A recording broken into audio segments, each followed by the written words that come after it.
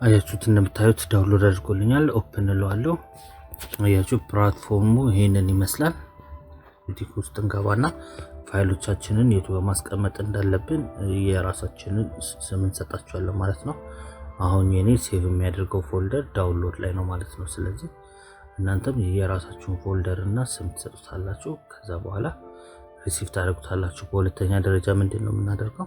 ከዛ ፒሲያችን ላይ ገብተን ሎካል ሴንድ ዳውንሎድ ብለን እንጽፋለን።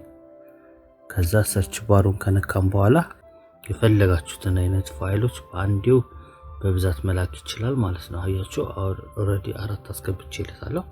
ከዛ ይሄኛውን ናይስ ካሮት የሚለውን ፕሬስ አድርገው አያችሁ ኢሚዲየትሊ ወደዛ ትራንስፈር አደረገልኝ ማለት ነው። በጣም አሪፍ አፕ ነው።